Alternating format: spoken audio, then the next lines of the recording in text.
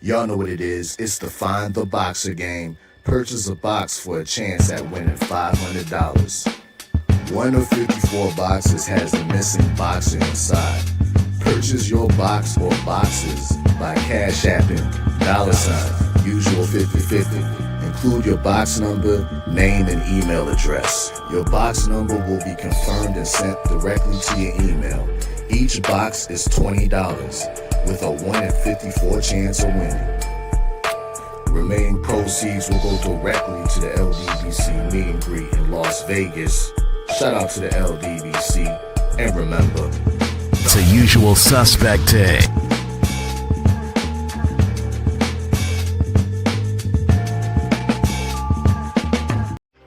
Y'all know what it is. It's the usual suspect 650-50 draw. Buy your tickets now for your chance at winning half the pot. Cash App, $ usual 50/50. Tickets are on sale for $10 for one, $20 for 3 tickets, and $50 for 10 tickets. Put your desired amount, name or alias, as well as your email address, and your tickets will be set. We announce the winning ticket numbers every other Friday on Supreme Beats Boxing Talk Bullshitting on the Beltway, 8:30 p.m. Eastern Time. Remaining proceeds will go directly to the LDBC meet and greet in Las Vegas. Shout out to the LDBC, and remember, it's a usual suspect day. Push the weight in our flex. The live is 1 in the 6. Fit the runner, boy, you nigga, no question. You will run a motherfucker high stepping. Hey, you never had a big enough weapon. Motherfucker never learned your lesson. I'm a 88 pack nigga. I'm a 88 pack nigga. I mean, day walker, drink blood, fangs out, full moon, motherfucker change like a hoe, nigga. I'm just a nigga from the hood trying to stack a little cheddar for.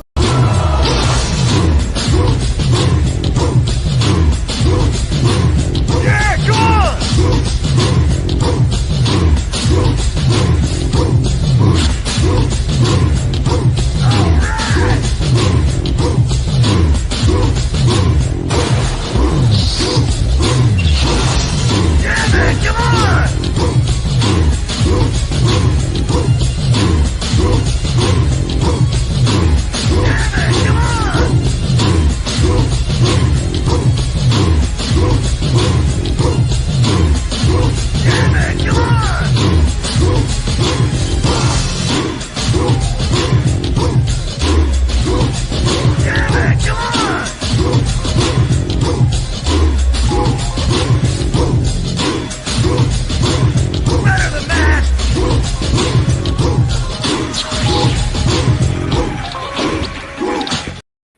All right, you big lip knuckle draggers, it's your favorite day of the week. Monkey Tuesday!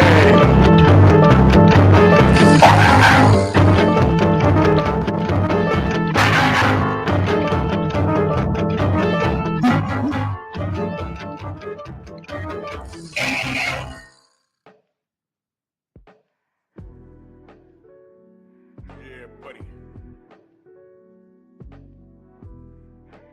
Yeah, buddy. Lightweight. Lightweight, baby. Oh, it's time to bleed this morning. True Titan Bronze on deck. Shout out to the mighty LDBC. Smash that like button. Share the video. We are our own algorithm. You don't leave it up to Google. You don't leave it up to YouTube. We support each other. We share our own product. There's a little arrow next to the thumbs up button. You press that, you click post. Just say we outside. We don't leave it up to these clowns. You know what they do? They snatch subs. They don't send out notifications. And then when you contact them, they say, we don't know. Oh, no, but documentation beats conversation. And you do know. And I've proven that. I love 2025. They're on the ropes. This is also fitting. Let's do this roll call real quick. Shout out the Queens in the building. G. McCall, Mark Wunderlich, my brother. Sadiq Brown, Mark Hairston, Eric Jordan. K-Rod, what up, brother? Mr. Shelton, Derek Gaines, the legend. Salute. Gio James, Bronx on deck. A condo, my brother. What's going on? Shaquille Fields, what's going on, Queen? Hold on, man. Okay. Stephen X, my brother. How are you? Aaron Jordan. Ratchet since 91. Jumped on me. Chief Wildfire. The Sensei, Stormy B, man's in the building. Oh, we gonna love this. Jermaine Callahan. ES, salute, Queen. Vince, King Vonnie, Rod Neal, Xavier. I missed you in the chat. Know that I love you. Let me scroll up here. Okay. All right. I see the meme. I make statements with these. And this morning, we're going to discuss the 5 reasons why I support Bud. Felix, what up, Felix? The 5 reasons why I support Bud. 5. All right. First of all, let's say this. Bud made a choice. And okay. Comes a point in time where there's certain things you absolutely have to let it go. All right. I had issues with how Bud was conducting his business. Listen carefully. Snoop, what up, Snoop? How he was conducting his business, because there was certain things that I saw in the public eye, and I'm sure there was a lot of things that I did not understand. But when the dust settled, he gave me what I wanted as a supporter of the sport. All I wanted him to do was fight his contemporary. He did that, and not only was he triumphant, he was dominant, and I can live with that. And it's man down here all day. Errol's my guy. But we're dealing with the facts, right? We're dealing with the facts. He beat Errol in a fair fight. No drugs, he didn't pop dirty, nothing. Don't know what was wrong with Errol that night, but he's not saying anything, I'm not saying anything. So it is what it is. Bud did the damn thing. Bottom line. All right? So we've moved on, right? For those people that say, oh, you're conspiracy theorists, you complain on it. No. I heard a lot that weekend in Vegas. I heard a lot. What I heard, I could say, damn, it showed. But hey, man.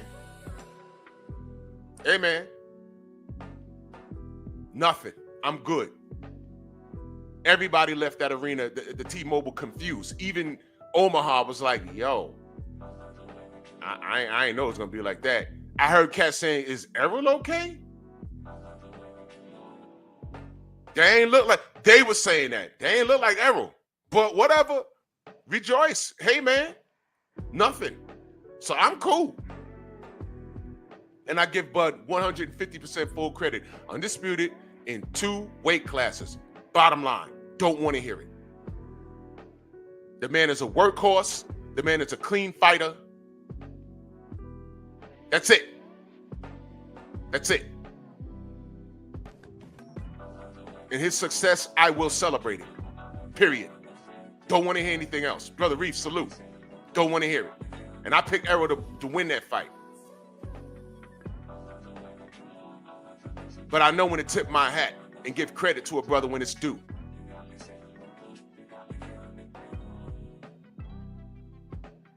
So with that being said, he's now on a mission. And I support that mission. I support that mission wholeheartedly.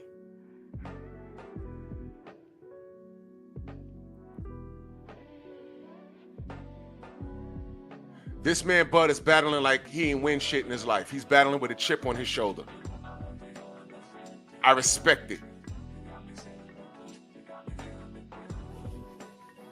I respect it. At no point did I say that Bud was trash, but when fighters are fighting, you got to pick a winner. I don't mind being wrong, and that's cool. But now this man is on a mission, and I support it.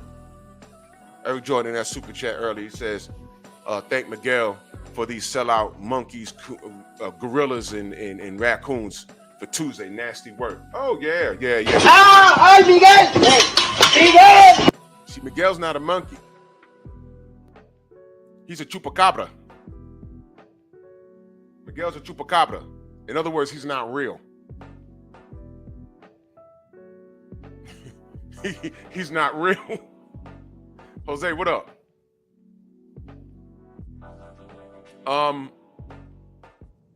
Bud is making history.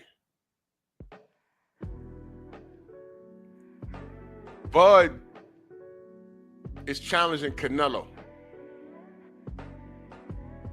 All right. I don't know why the world on the outside looking in is acting like Canelo's undefeated. I don't know why the world is acting like we ain't see this dude lose. I don't know why the world is acting like even when he's won fights that we don't see what gives him problems. And I don't know why we're acting like Bud doesn't bring to the table everything that gives Canelo an issue. I don't know why people are saying, oh, well, one hit. He gotta land it. Everyone said, oh, Bud, his problem is he's too tough for his own good. When he gets hit, he want to get the hit back. It's boxing, you're supposed to. But why are we acting like Bud he don't have trained aggression? Why are we acting like that? Why are we acting like this man don't have a superior ring IQ? Has he has trouble? Yeah, of course. He's a fighter. But I've seen him think outside the box. And I haven't seen him lose yet. That's just the bottom line. Why are we acting like he's not as smart as Canelo, if not possibly smarter? I know he's more athletic. Why are we acting like he can't hurt Canelo when we seen this dude hurt? Y'all do know he's taller than Canelo, right? Y'all do know he has a longer reach than Canelo, right? Y'all do know that, right? Leading up to the John Ruiz fight versus Roy Jones, all I kept hearing is one hit. He never landed it.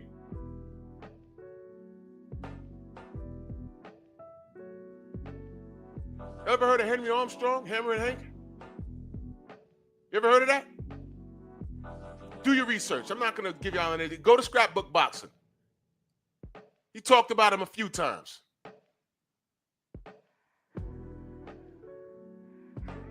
It's too much work that many of you just don't know. This is not an impossible feat. In fact, Canelo's food for Bud. Yeah, I said it. He's a whole meal. He's a whole meal.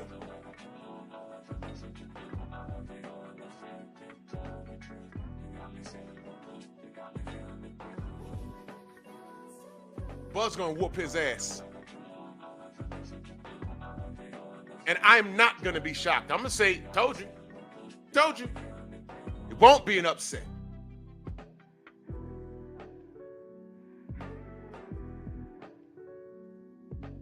Liston and Cassius Clay was supposed to be some sort of fluke. And what happened in the second fight? He showed you it wasn't a fluke. And he tried to cheat Cassius Clay in the first fight. Let me join back in that super chat. He says, Bud is a power inferior of the the ninja sword. Heavyweight. Give power to my nigger sword!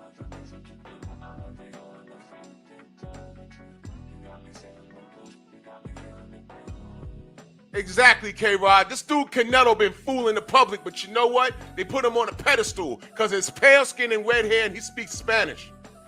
It's like lightning in a bottle with that dude. A lot of what he's done is a complete marketing scheme and nobody wants to admit it. Look, Canelo can fight. But if you really pay attention to what he's done, you could pick apart things. But nobody wants to do it. But we're looking at Bud like he has zero chance. Bud's gonna whip that dude's ass. Y'all gonna be standing here like, what? How'd this happen? Yeah, right. You know what? Y'all ain't want it to happen. Bud's about to make history. But wait a minute, hold on, slow your roll. Canelo gotta get past William Skull first. Uh-oh. How funny is it gonna be if he get in there and lose to the Cuban? I'm just gonna laugh like, oh my God. Ain't see that coming. But watch this. God ain't got nothing to do with it. He ain't got nothing to do with it.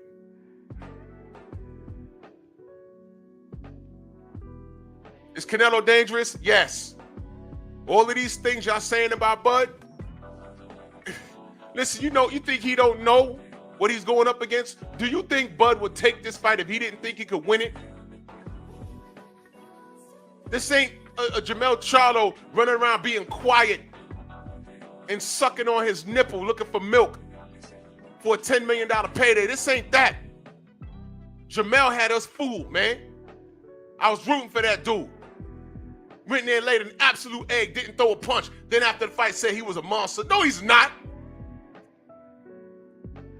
I think Jermell Charlo is a better fighter than Miguel Cotto was. But Miguel Cotto put up a hell of a fight against Canelo Alvarez. And Miguel Cotto is an instant classic. He's a Hall of Fame fighter. How dare Jermell go in there and do that?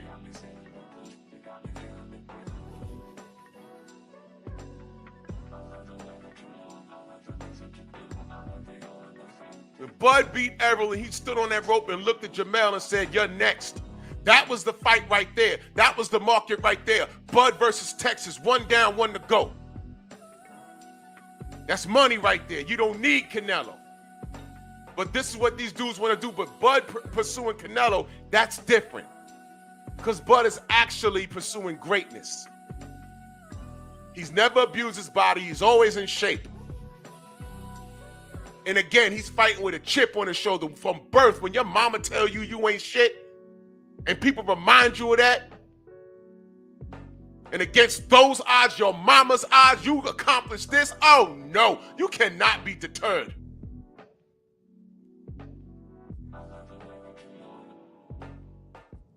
I didn't understand Bud's business, but he generated compliance. He got the Errol fight. He was triumphant. And I support his mission to the day that man retires. I'm not talking about his fans that were annoying. I'm looking at the man's work, because at the end of the day, I could tune them out.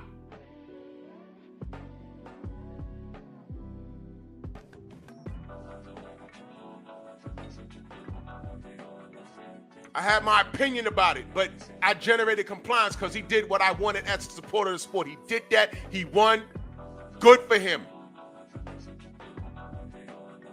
And moving forward, this is the path he chose. I support him, period. We got to get off certain things, y'all, and y'all know what I'm talking about. Let it go, because this ain't the time for it.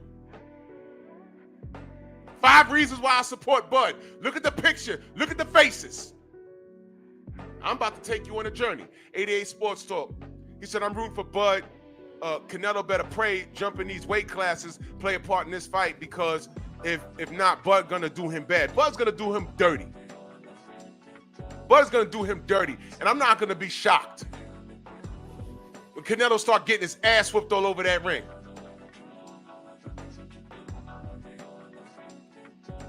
Bud is a throwback fighter with a throwback attitude. And leading up to that fight,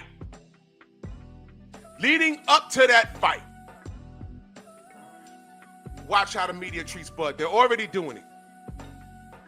They're calling what he's trying to do here as unattainable, unbelievable.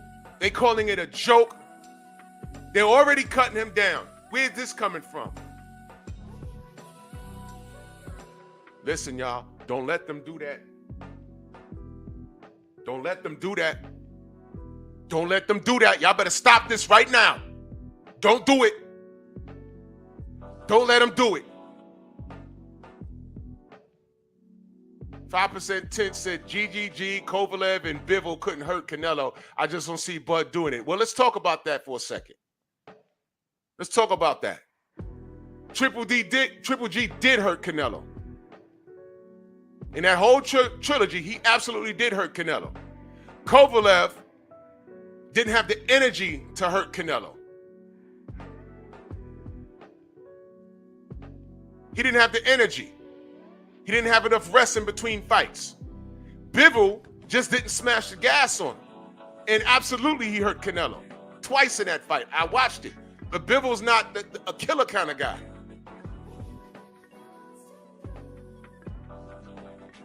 You see, you're on the outside looking in. You're not looking at these intangibles. Bud is a killer. If Bud has Canelo in any type of trouble that Triple G had him in, because Triple G had him for a second, Bud gonna get him. Canelo is old in boxing via dog years. He's been around forever. He has busted wheels, which is why he don't hop on the balls of his feet. He's a pocket fighter. Bud don't have those problems. The reason why Manny Pacquiao and Bud never fought was because the business destroyed that fight. Bob Arum admitted it, and Freddie Roach said, I didn't want that fight anyway because Bud provides the same problems to Manny that Floyd Mayweather would provide. Think about what the pros are saying. Think about what management is saying. Bud brings to the table similar issues to Canelo. You know what the funny thing is? Everybody was scared of Sonny Liston. And then in the stand down, I think Angelo Dundee said, Angelo said, oh my God, we got the bigger guy. And they didn't even realize it, because when you're talking someone up, it becomes something of legend. And you make it worse. It goes from, yo, Sonny Liston knocks people's teeth out with jabs. Okay. He got to touch me with that jab. What are y'all talking about? When Ali was doing his dead man walking march versus George Foreman, he was like, man, why y'all crying? I'm the one getting in there. What y'all scared of? I got this. And he had it.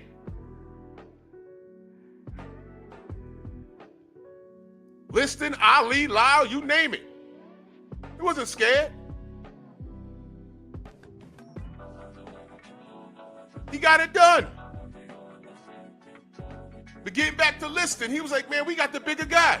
And it showed. He was whooping Liston ass. And then when he blinded him, he said dance. Then he figured out, I can't catch this big dude. And when Ali's eyes healed up, he got back to business.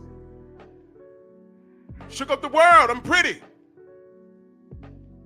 And it was on ever since. I just told y'all, Bud is bigger than Canelo, man. He ain't gonna have to fight him in the pocket. He can if he wants to. He ain't gonna have to fight him in the pocket. What are they gonna do? Bring up his last fight against Madrimov? All right, cool. Let me ask you a question. Madrimov, that's the first time I saw him fight like that. Yeah, he was in and out, jabbing and moving. Okay, great. Can I ask you a question? Does Canelo fight like that? What? Absolutely not. So that herky-jerky style, Bud ain't gonna have to worry about it. Canelo moves in the pocket very nicely.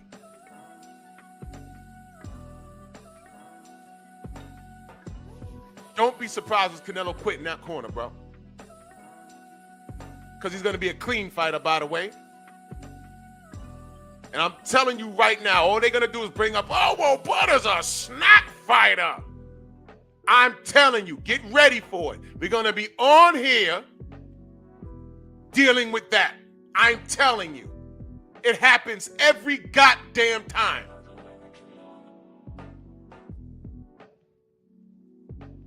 Five reasons why I support Bud. Floyd Mayweather. Not Money May. Pretty boy Floyd. Were y'all around in the 90s when they were talking about him crazy? When pretty boy Floyd Mayweather Jr. was knocking people out? Yeah, was y'all around for that?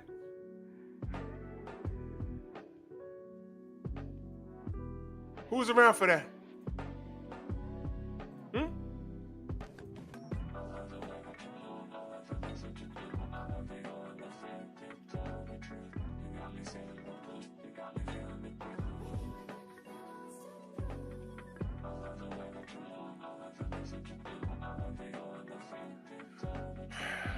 I get mad thinking about this, man. I swear to God, I do. I remember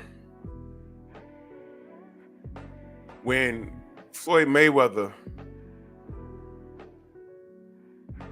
was he was lying. Damn, what year was that? Was it 97 or 98? When did he fight Janelle Hernandez? Was that 98? It's the same year he fought Angel Manfredi. It was 98. It was 98. He fights Janelle Hernandez, right? Y'all remember who? Some of y'all are young.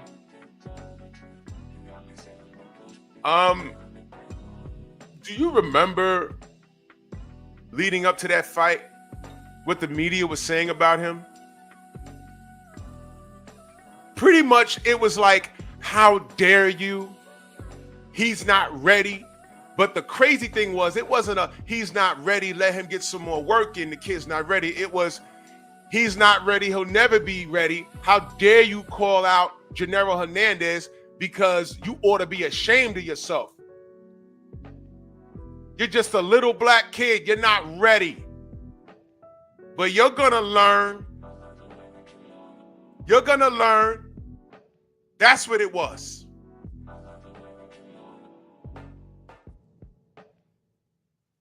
Who remembers that?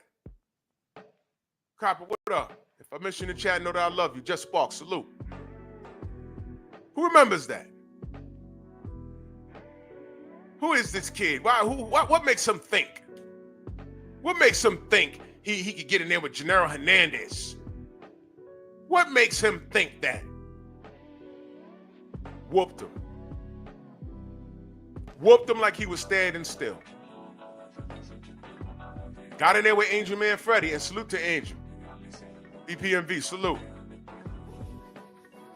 Friend of the Stronghouse, but he got in there with Angel and whooped him too. And it was on ever since. And everything he did, and this was before the Money Mayweather persona. Everything he did, they tried to tear him down. Then he got in there with Diego Chico Corrales, who was knocking out everything in his path. And I remember what the HBO commentators were saying, man. Go back and look it up. Chico Corrales was knocking everybody out. Got in there with Floyd, and Floyd beat his ass like he was standing still. There's like 40 knockdowns. That was one of Floyd Mayweather's best performances. Every time he touched Chico, he's falling all over the floor. And then that's when you start hearing, oh, well, you know, he was not properly hydrated. I was like, man, if y'all don't shut up, here y'all go.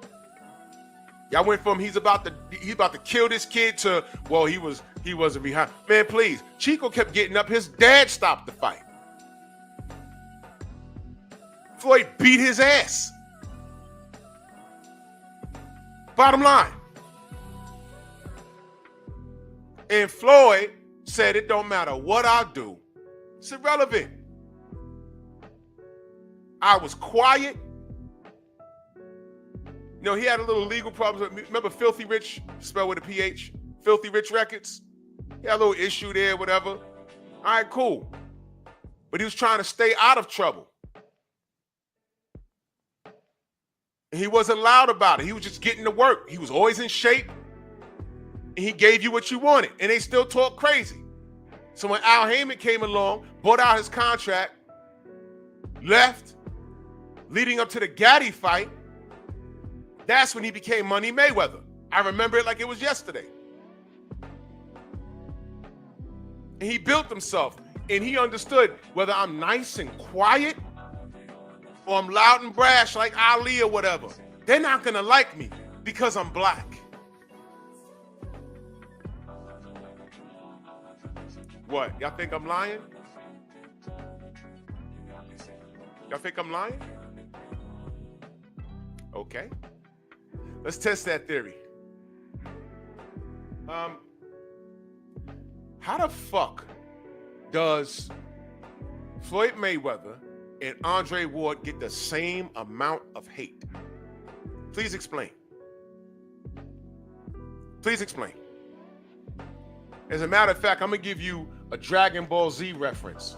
If Floyd Mayweather and Devin Haney did the fusion dance, you make Andre Ward. Fusion, ha! And you get Andre Ward. Double the amount of hate. Floyd Mayweather Jr., Floyd Money Mayweather, and Andre Ward were boxing at the same time. How do you hate Andre Ward? Please explain. He's a God-fearing man. He's never in trouble outside the ring. Y'all don't even know how his wife looks. She's out the public eye. The man goes to church every Sunday. He didn't talk much. And when he got in the ring, it was all business. Why did people have a problem with him? And I know the brother daddy white, but you know what? Your hair nappy. Your mama black, nigga. So we ain't got to go there because I watched how they treated him. Rick, what up? I watched how they treated him. It was the same. I would say, hey, man, what's the problem with SOG? They say, oh, Bert, what up? They say, oh, no, because he's an SOB. I'm like, whoa, why? Oh, well, he's always injured. He's not active enough. I said, well, he won the Super 6. Oh, that was 1 million years ago. Well, guess what was 2 million years ago? Every European fighter's amateur career that they throw in our face. Whoa! Every time they marketed Triple G or Lomachenko to us, we had to hear about 8 million pro fights that they've won. Let me get this straight. Y'all were like 29, 30 years old beating up on 12-year-olds. We supposed to celebrate that? If you don't get out my face, Andre Ward won the Super 6. Nobody beat him.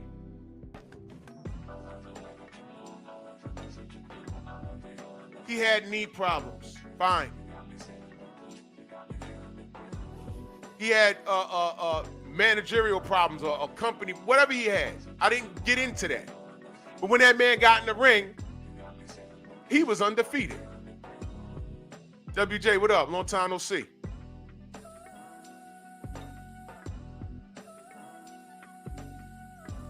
He sat down there with Jim Lampley and Larry Merchant.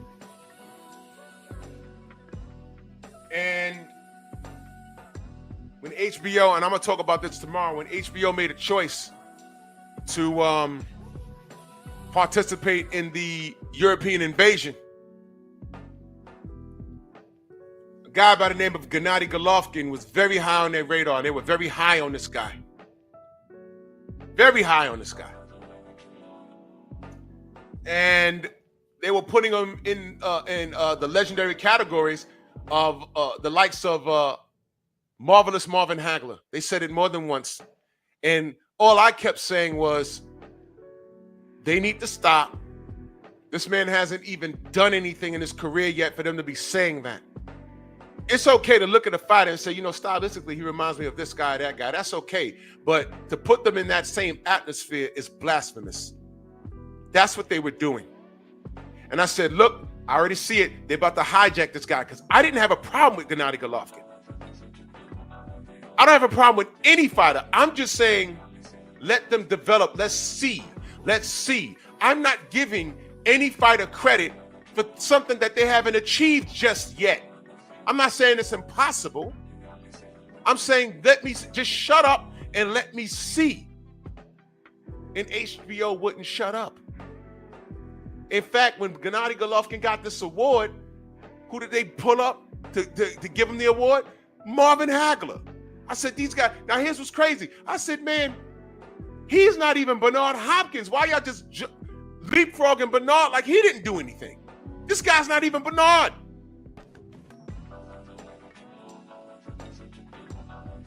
They hijacked Gennady Golovkin and shoved him in our face. Sergey Kovalev. Now here's what happened there for those of you that don't know. Hold on one second, y'all. The fuck?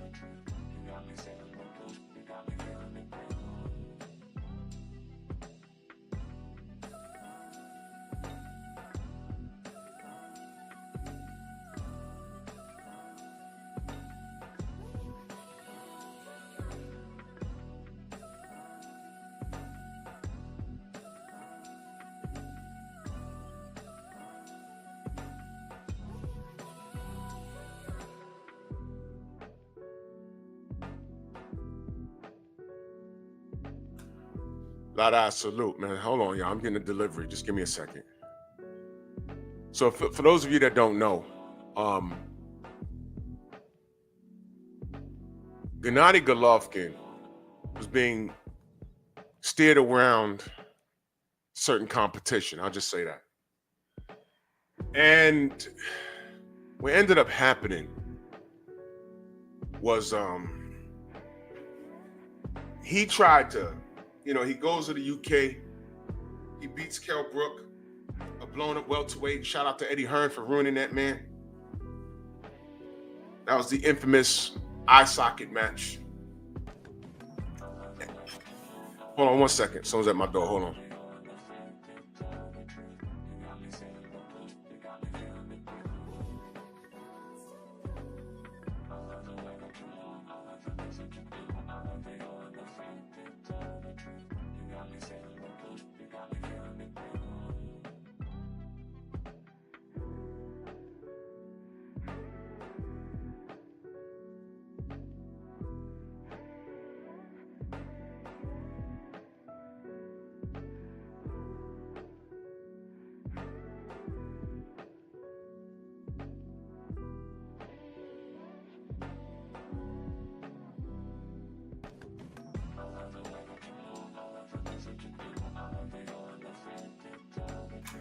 Sorry, we are live, so things like that happen.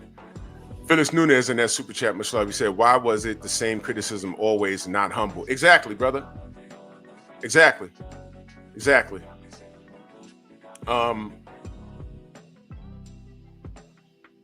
We don't get the same courtesy that everyone else gets. And I'm going to prove it in this story. This true story.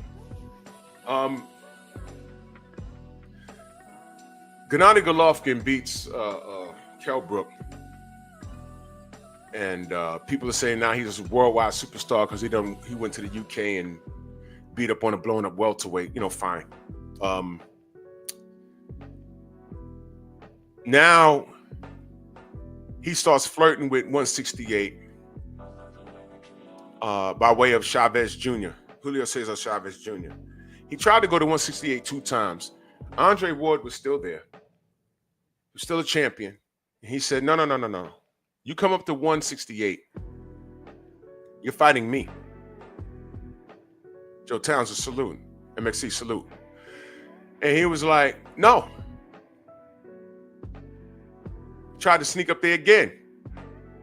He was like, no. Now, at that time, I wasn't a content creator on YouTube. I was on Facebook. And there was like entire pages filled with knuckle draggers, filled with those darkies, those raccoons. The darkies were like, no. Xavier will tell you, it was filled with the darkies. Triple G was the best thing since sliced bread. And he could beat up everybody. Fable Sanchez was out here saying Triple G beats everybody from 160 to 175, y'all. 175. That's what he said. Okay? He said that. All right? So I said if he beats everyone from 160 to 175, what's up with this Ward fight, man? And they told Andre Ward, stop bullying on the smaller little Triple G. Andre Ward started calling him Lil G. And I say, oh, look, man, your man's afraid. He's not going to fight Andre Ward because Andre Ward will jump in his shit and beat him. Steve L, salute, bro. And the darkies were like, oh, no, he's not afraid. And then I pulled up Ellie Suckback when he threw the mic in his face. Hey, what about you and Andre Ward reporting? And what do you say? No, Andre Ward, no, guys, Andre Ward, he's a good boy. He's too much, not for me, not today. No. That's what he said. It's on YouTube. I played it before. That's what he said. He's a good boy. He's too much, not for me, not today. And then these darkies on Facebook was saying, no, well, he don't have a grasp of the English language. It's not what he meant. No, look, no means no in every language on this planet. No is universal. How do you say no in Spanish? Spell it. No is no in Japanese, in Chinese, in Spanish. I don't care if it's Spain Spanish, Argentinian Spanish, Mexican Spanish, Puerto Rican Spanglish, Dominican Spanish, Ecuadorian Spanish. No is no is no is no. And it's no, and who gives a fuck a stand? He said no. Period. You know what they did to Andre Ward? The guy that's always injured, the guy that they were saying he needs to retire, they said leave Little G alone and move up. If you're great, move up and fight the Crusher Kovalev, whom at that time, if he wasn't number one pound for pound, he was damn close. He's probably top 3 in the world back then. I got to do the research. But he absolutely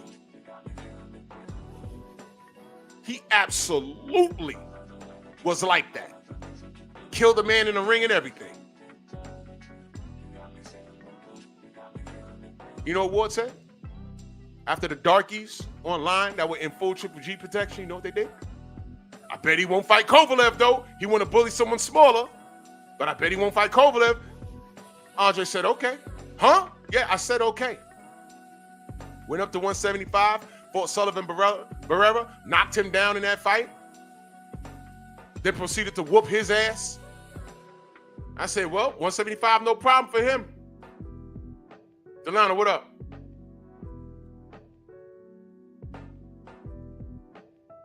Then fought KK Kovalev, got dropped in the first round, came back, whooped his ass. Then they said KK Kovalev got robbed.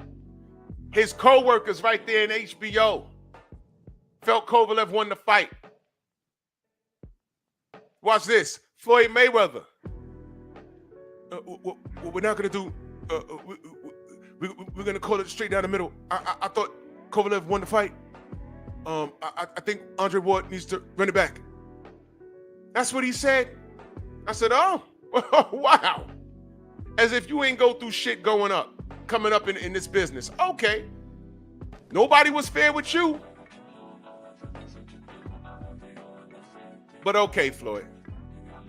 Okay. And Ward got in there again, and this time he dominated him and stopped this dude.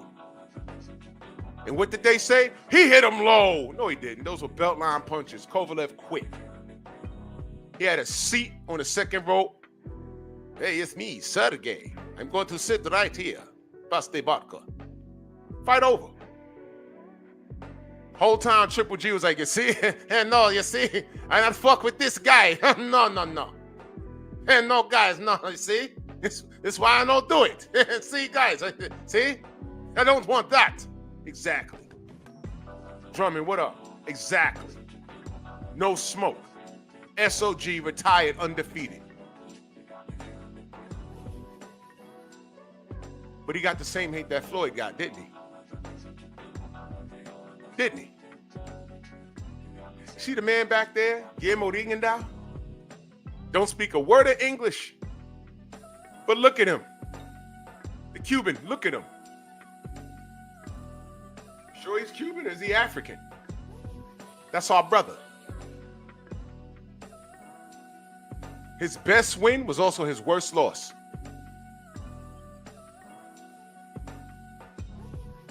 Off the heels of Manny Pacquiao, the Philippine fan base was loud and proud, and justifiably so, because Manny Pacquiao was something to be proud of. I'm not talking about anything extra. I'm just saying that man put the Philippines on his back, and he gave them something to cheer about. I'm not talking about anything else.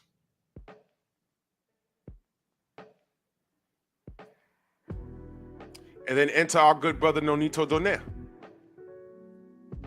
So HBO was trying to capitalize off of that fan base. And Nonito was a great ambassador. A great ambassador. Why not?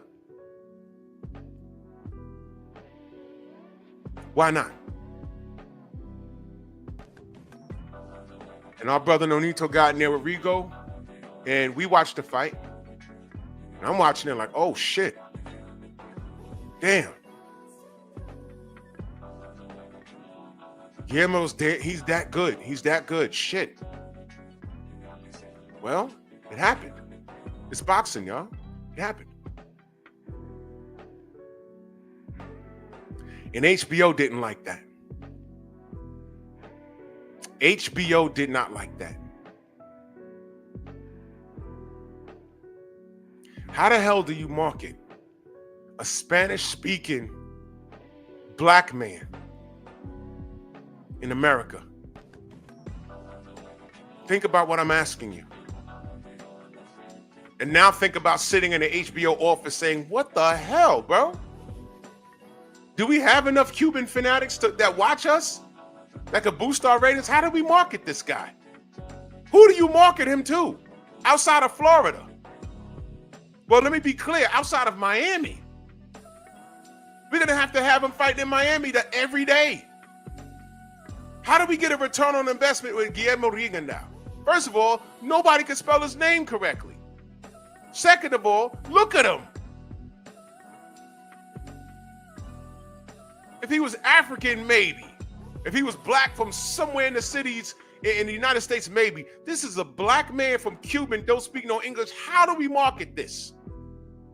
His best win in his career was also his worst loss. And it's a shame.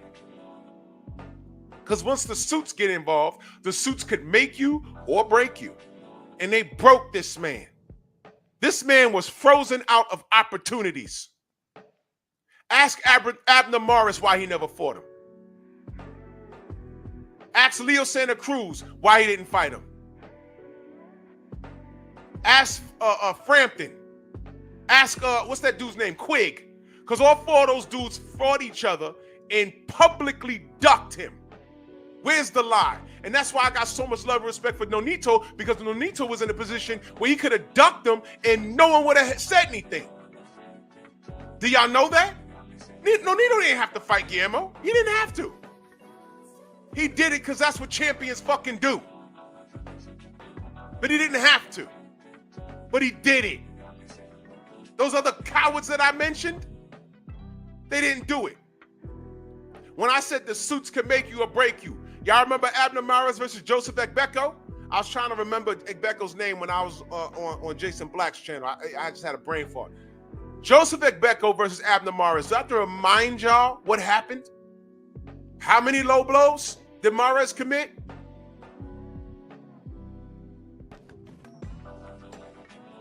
And what was the name of the referee? Go and put it in the chat.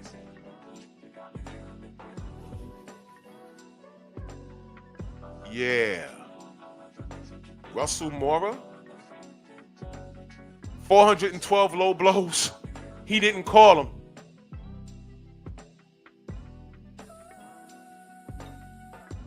I'd rather have getting bitten by Mike Tyson than get punched in my nuts all fight long.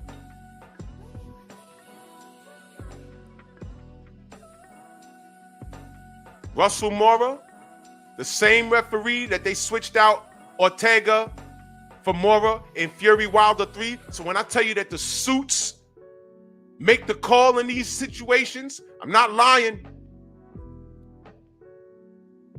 I'm not lying. So Abner Mares gets the low blow.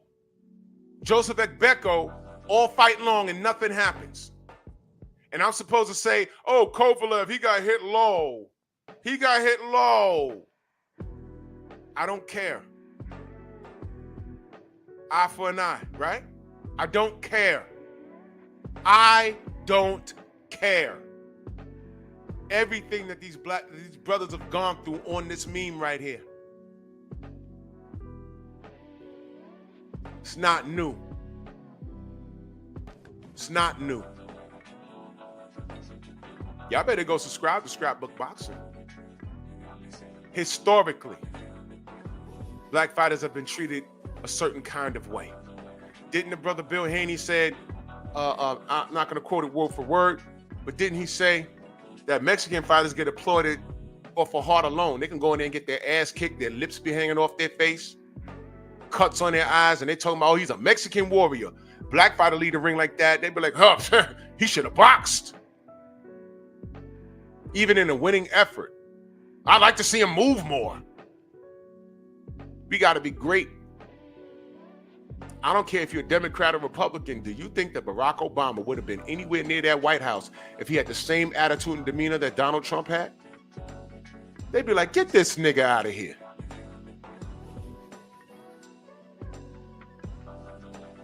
And guess what? They'd be justifiably so saying that. Because if Obama had the same demeanor as Donald Trump, I'd be embarrassed. Now think about what I just said to you. Thank you, Queen Shower. Let me pin this message. Y'all go subscribe to Scrapbook Boxing if you want to get educated about the sport. Everyone in here want to come in here with an opinion when I'm talking about somebody that they love or they hate, but you don't know boxing. You don't know the history. You don't even know why I'm doing this show this morning. And I see the numbers are low because I ain't got Metal Yellow's name in the title, but it's not all about him.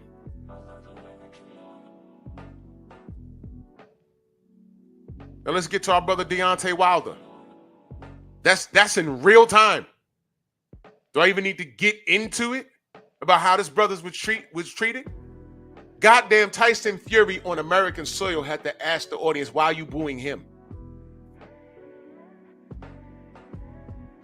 Tyson Fury had to ask the audience why you're booing him on American soil. You knuckle draggers are an embarrassment. Speaking of Bomb Squad, Willie Lowe in the building to this day. Salute, brother. I might see y'all in Kansas City. Salute to you, good brother. I might. How they treated our brother Deontay is the worst thing I've ever seen in this day. And well, no. It's getting there with Devin. You know what? Fuck that. It's gotten there. And it's all been consistent. They tried to assassinate Deontay Wilder in that ring. Do y'all understand that? And here's what's funny.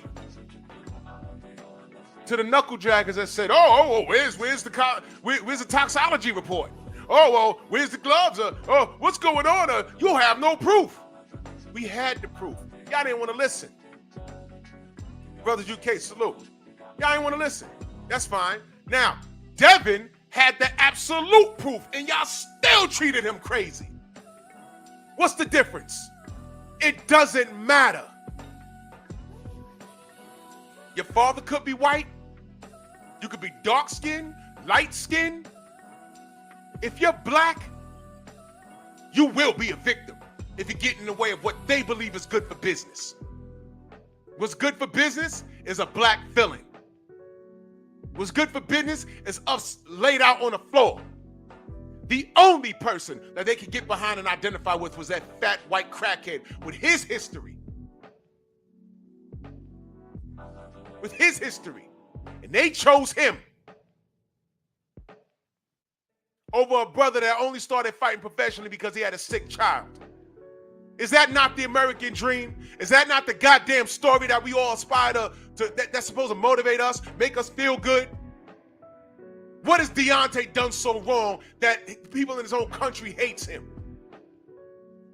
Other than be underweight. Name the heavyweight fighter that he outweighed. Name him. Underweight with skinny legs and knocking everybody sideways. And then he gets done an injustice, and this is how you fucking treat him? Oh, well, there was no proof. Okay, fine. How do you explain Devin Haney?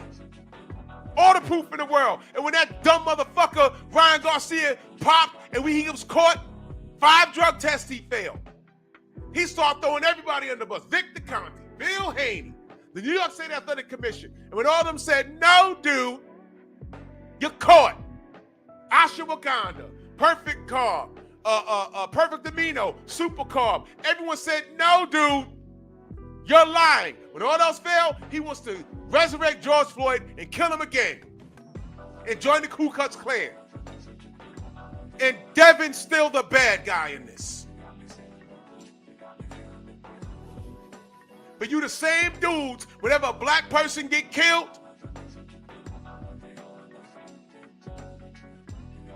oh, defund the police. We don't need no racist. I don't like black people shouldn't be cops. We should patrol our own neighborhoods. You know, the white man's all messed up. Right? The white man? What color's Daniel Kennedy? I'm sorry? Y'all don't even want to know about him, right? How many times did ESPN said his name? How many times did ESPN say, hey man, where's MTK Global? Hey. What? All of a sudden, y'all want to keep it boxing, right? Right? All of a sudden, y'all want to keep it boxing. That's right. All my troubles come more nigga. Yeah, it makes me mad. Why you niggas are so against somebody for you? How much longer do you think your mom Makes me so mad. Long enough to beat your ass if you fuck up. That's right. You might not get out of the stadium tonight. You gotta be cool because you've been watched. Muhammad Ali was human like everybody, man. And I felt him on that. A lot of y'all have never seen it. And by the way, that man sitting next to him was the thief, Bob Arum. A young Bob Arum. He was only like 60 in that picture, in that video. That was Bob Arum. The man that stole Top Rank from Ali, yeah, that's him sitting right there. You see, we've been diseased for many years. Some of you niggas were just born into it. And it's normalized to hate your own, question your own. Always think your own is up to something. When that white man walk in that room, you straighten it up. You sisters. Can't no nigga tell me what to do. Matter of fact, y'all even refer to men as men. Y'all be calling us niggas. The word nigga for y'all means a man. Man, I met this nigga. Y'all was talking to this nigga. Nigga. Right?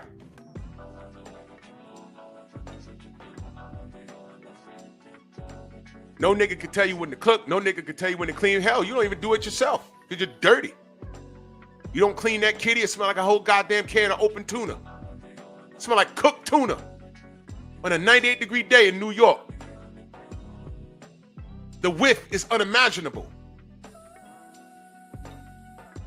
And no man can tell you what to do, right? He can't even ask you anything to do, right? All right, cool. When your white boss walk up in that room, you straighten up, don't you? You need some overtime, you go on your hands and knees and start performing, don't you?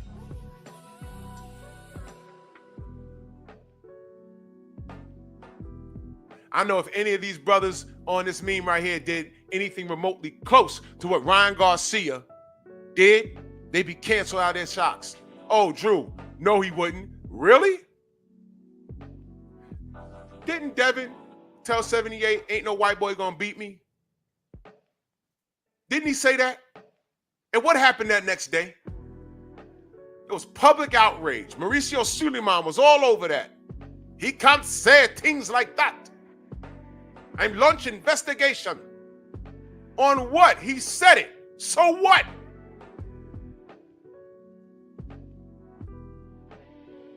So what? I've seen and heard worse.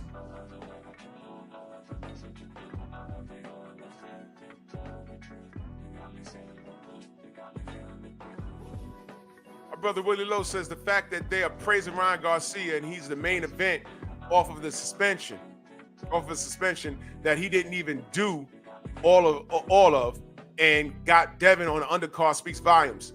You know, I have a theory about that, but I don't want to say it out loud. You know what? I'm gonna hit you later on today, and I'm gonna tell you what I think about that.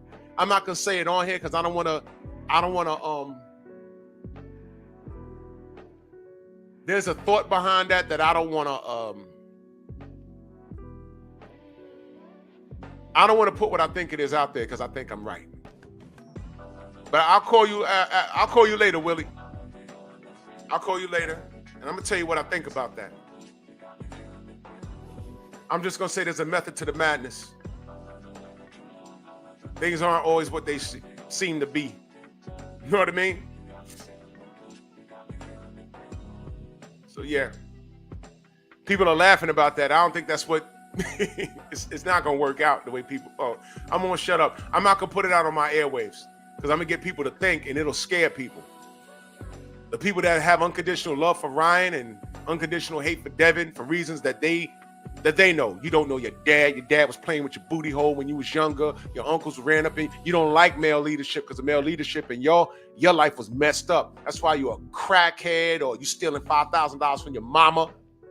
Whatever it is. Yeah, I'm talking about that lunatic, I think he from Chicago, that got on here and said, yeah, our job is to keep Devin down. But you want to bend Mellow Yellow over. Think I don't know. Man, I saw something. His little brother was in the gym talking about, yeah, he stole $5K from our mama. I was like, oof, okay. He's a crackhead. Okay. But because there's unconditional Devin Haney hate, people flock to his YouTube channel. And see, that's what makes you niggas diseased. It comes a point in time where you have to just lay down arms and just watch what's going on. I just saw an article. I ain't even bothered to read it to y'all.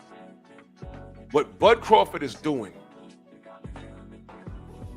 is some throwback stuff. And they're already saying that he can't do it.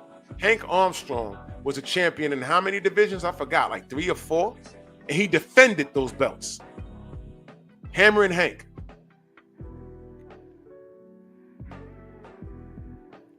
Now, Bud ain't going up to fight no Bivol or Better Be If. No. He's going up to 168. Stormy said 5. Thank you, brother. He's going up to fight Canelo Alvarez because he's food. But Roy Jones Jr. went up to heavyweight. It's true. He's not fighting no Lennox Lewis at 6'6". Royce, I stood next to Roy. He's like 5'10", and that's a reach. I think he's like 5'9". He's not tall. And he was a gifted athlete. But he wasn't fighting no Lennox Lewis. He wasn't fighting no, I think David Tua may have had a belt. I don't remember. He ain't fighting no goddamn David Tua. Teach, what up? You're not fighting no David Tua. But John Ruiz, and I think, don't quote me on this, I think John Ruiz, I think there was a bit of a weight clause there for him too. Coming in a heavyweight, but not too heavy. I don't recall.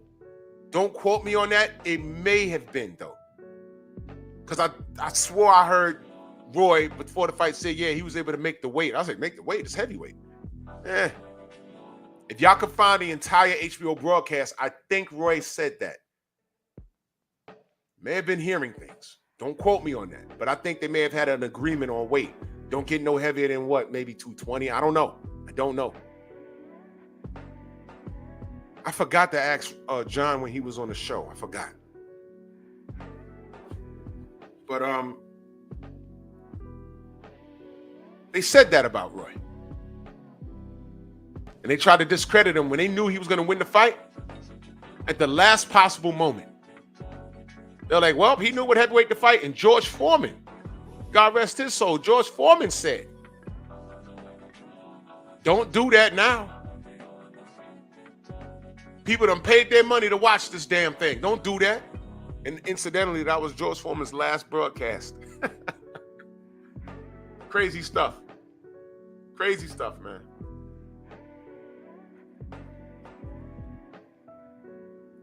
Our brother Willie Lowe says, I just hate the fact that they're asking a cheater questions that they shouldn't ask and the questions they should ask. They don't also ask Devin how he feel after the loss after he won clean. Exactly, brother. You know what? Yeah, Miss Shelton, I don't remember. Yeah, I don't remember David. But David, there was a whole lot of heavyweights he could have fought, made a lot of money with. But John Ruiz had a belt. And he was the easiest of the bunch. He was the easiest of the bunch. And he went for John. Yeah. I was at the presser in New York, and I'm just watching the atmosphere. I didn't want to hardline anybody with any questions because I know what it would have meant. And I wasn't trying to make a statement like that. I wanted to show y'all the difference in treatment. You gang up on Devin Haney, but is Devin Haney not the victim in all of this? I mean, really think about what's happening here. Is Devin Haney not the victim? And look how he's treated. Deontay Wilder was a victim. Y'all said y'all needed evidence that y'all never looked at.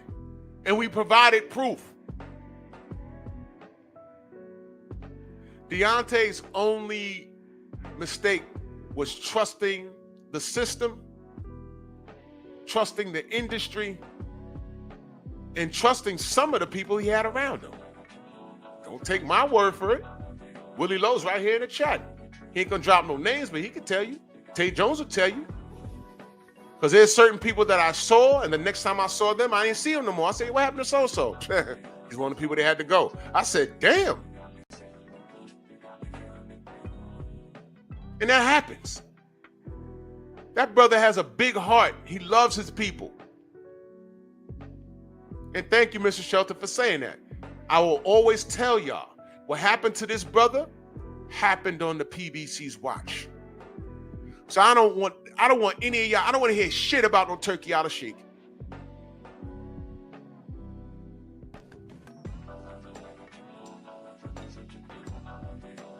I don't want to hear it, man.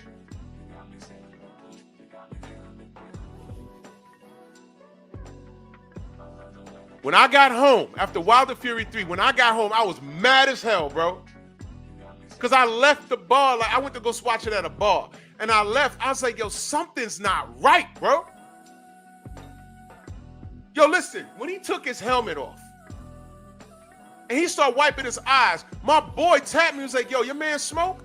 I said, I don't think so. I don't know. They said, yo, he look high, what's wrong with him?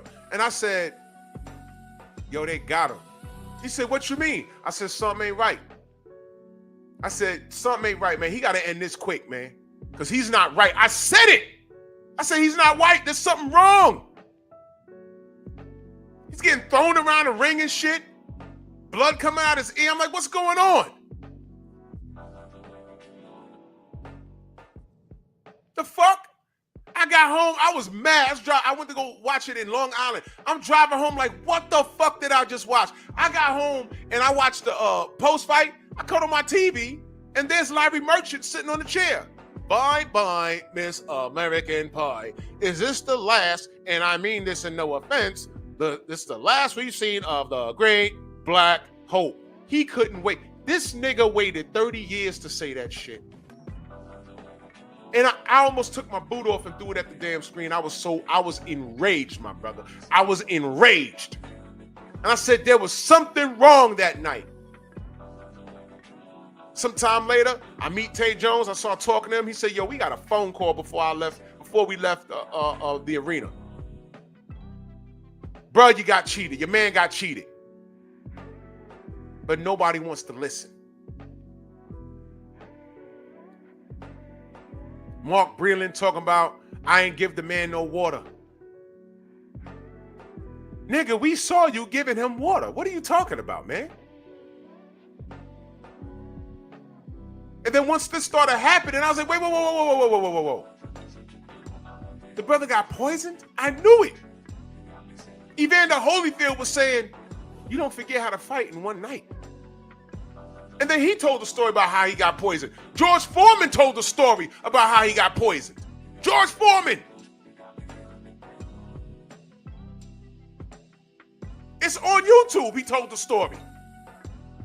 So you motherfuckers went from that can't happen to okay, it happened, but not to him. And when I'm telling you, we have an ear to the ground and there was things going on, nobody wanted to listen. Bending and twisting up words. He says, all right, fine, so now I'm not going to talk to y'all. I'm just going to get to work. Oh, he don't want to talk to nobody no more. You put all of this faith inside a crack-headed drug dealer. Well, I'm sorry, a drug addict who popped dirty now. Y'all remember the Martin Carefoot situation? You see, we do this, man. Him and Huggy Fury, his cousin, Pop Dirty. Suspended. Remember that, man? He's suspended in his own country, right? Remember that? Y'all gonna act like that ain't happened? Y'all gonna act like he said, oh, we have COVID, we gotta close the camp. Joseph Parker was in the camp. That weekend, he was at the UFC event with no mask on. Yo, man, they closed the Fury camp. You got COVID? He said, huh? What? He didn't even know. We're asking stupid ass Big Baby Anderson. Yo, man, you all right? You got COVID? And he on Twitter making faces. Stupid butts. During that situation, that's when I stopped liking that kid. I was just real silent about it. I said, let's just see how the kid pans out. He panned out exactly how I knew he would. I have no faith in this motherfucker. Usually I say I'm done with a dude, but no. I was never invested into him. Not when you're telling me you want to retire at 27. I was never invested. Stormy B, man, in that super chat, he says, tell them about my video so they can understand the depths of the victimization of the enemy. I attacked the subject from a different part. Do me a favor, Stormy, drop that link so I can post it. If you can, drop the link to the video so I can post it, because I think that's an important watch. It's a very important watch. Oh yeah, y'all forgot? They did Deontay like that on February, Black History Month. The fix was all the way in. Because I remember everyone laughing about it. Oh, he lost on Black History Month. Aha. Y'all remember that? But when you tell these niggas, yo, y'all see this? Oh, I don't know. I should keep it boxing. I mean, you looking too deep. I should keep it boxing. The whole time they're talking to me, their eyebrows are getting thick. Their head is elongated to a Cro-Magnon type of thing. They went from being clean shaven to having a beard. Their teeth start spacing apart. Then I start smelling bananas. Then I said, oh shit, you're turning into a Monkey! And then I realized, wait a minute. You really can't root for your own, can you? No! Do you know your father? No! Do you have a good relationship with your mother? No! Did your mama tell you that you could do anything you wanted in life? No! Do you watch boxing, or do you just watch boxing to see black men fail? I'm just curious. Well, why is that?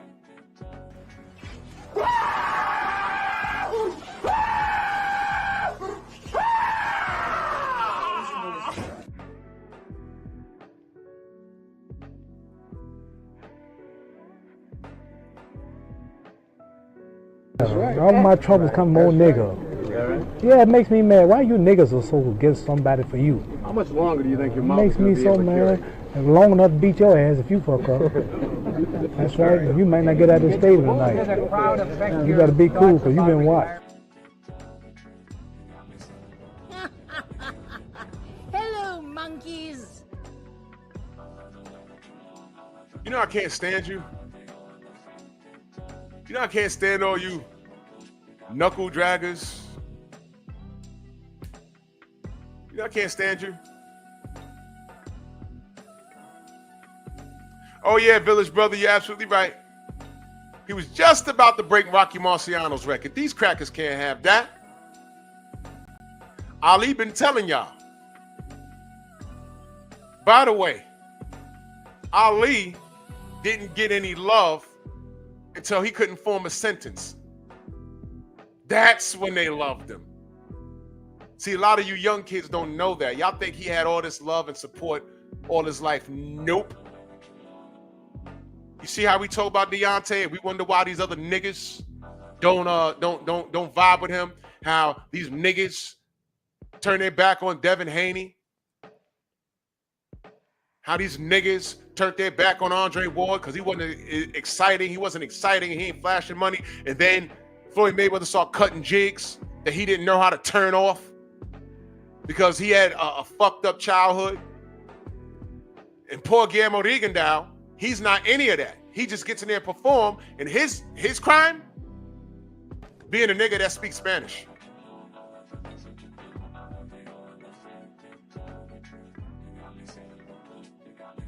I don't want to hear shit about Bud moving forward. Until Bud does something like crazy to turn us off, like literally tell his fan base to go to hell, or he start cutting jigs. Nope, I don't want to hear it, bro.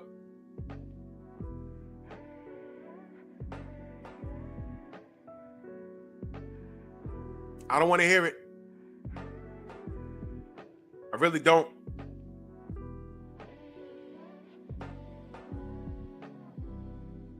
Bud gonna whoop Canelo ass.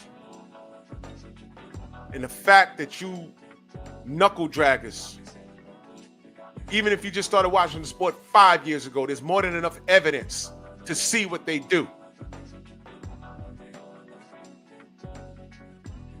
See, a lot of you niggas 2 decades ago saw comfort in Floyd Mayweather. He was young, he was brash, he was throwing money at the camera, and he identified with this hip-hop culture type thing.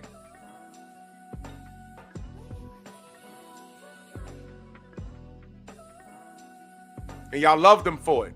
Wasn't my thing. I was past that. I just wanted to see what he did in the ring. And he performed. And I listened to the media, how they used to talk about him. And he maximized his dollar building off of hate. Andre Ward wasn't like that. But he got equal the amount of hate. He fell victim of the same racism. And sometimes these dudes get so mad that when you bring shit to their attention, they lash back out because they see what's being said about them. I remember when Andre Ward told Fred, whoa, my daddy white, but your mama black, and the hatred you get is from your mama's side. What's sad is some people that look like your mama and 50% of you is hating on you. And that's what we're saying, but whatever. Keep it boxing there, buddy. It's okay. I know what's being done.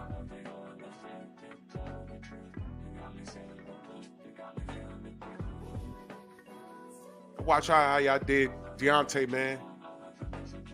You know what was so bad?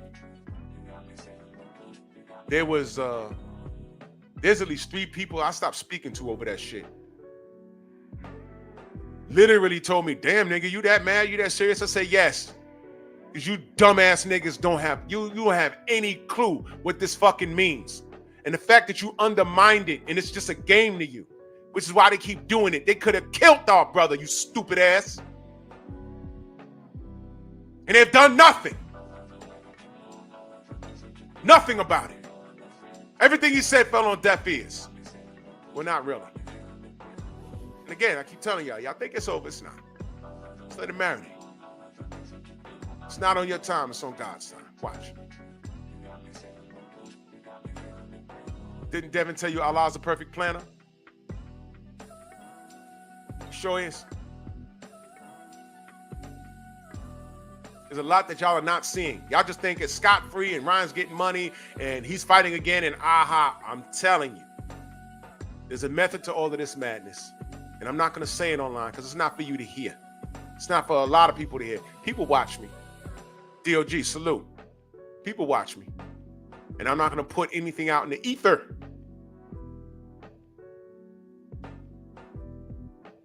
You just believe what you want to believe. But Ali been warning y'all. Larry Holmes told y'all. Told y'all. He said Rocky Marciano couldn't hold my jockstrap. And man, America got mad at him for that, didn't they? How dare he say, man, fuck Rocky Marciano. Don't lose your head over what I'm saying. Oh my God, did I say that? Let's do the research. Stormy said, even then they didn't love Ali. They loved the fact of their success in silencing him. They They got him people, and more than likely, it was a turncoat who assisted in finishing the job. Yeah, because we do it to each other. We do it to each other. 225 Boxing Talk, salute. Give a damn about no goddamn Rocky Marciano. Y'all niggas do. You ask these half-breed niggas, name your top 5 fighters of all time. They'll throw in a Rocky Marciano. They'll throw in a Vinny Graziano. They'll throw in a goddamn Willie Pep. They'll throw in a Mike Tyson. You know what I'm saying? And they don't know what the fuck they talking about. The same people that tells you Willie Pep won a boxing round without throwing any punches, and that's legendary shit, are the same people that call Rigo a runner and Floyd a runner and any black fighter that's a defensive guard in that ring. They're running, and black fighters do this all the time, and they're boring. But Willie Pep won a boxing round without throwing a punch. That must have been boring to watch. What? I mean, come on. What? You had an American champion against all odds, underweight, knocking people sideways, and y'all didn't appreciate it. You got Devin Haney doing what needs to be done. Everything that I say I want in a fighter, he's doing. And he's against his own. He's against the system. He's fighting against racism. And you niggas don't care because you accept the foolishness. Andre Ward dealt with it. Floyd Mayweather dealt with it. Paul Rigondeaux. Ridiculous what they did to him. And you want me to sit here and say, hey, man, you know, Bud gonna have a problem. I refuse. I refuse. He ain't fighting. If Bud say, no, I want some smoke with Better Beef, I'd be like, bro. Stop that. Stop right there. You're doing too much. This ain't Better Beef. This ain't Bivol. This ain't David Benavidez. This is Canelo Alvarez. I know I watched Erislandy Lara outbox him. I know I saw that. I know I saw that. Ultraman, what up? I know I saw that. I watched it. I said, huh? All right, well, you know, I wasn't surprised. But I said, man, Lara beat him. Whatever, man. I know I saw Miguel Cotto put in a valiant effort. That was a great fight. Now ask yourself this. What can Lara and Cotto do? And I'm just stopping there. That Bud can't do. What can Lara and Cotto do that Bud can't do? Yeah, let's not forget Jose Cotto almost knocked Canelo out. But Canelo improved since then. Has Canelo gotten better since the Lara fight? I know he's gotten bigger. Has he gotten better since the Floyd fight? He's gotten bigger. He hasn't changed.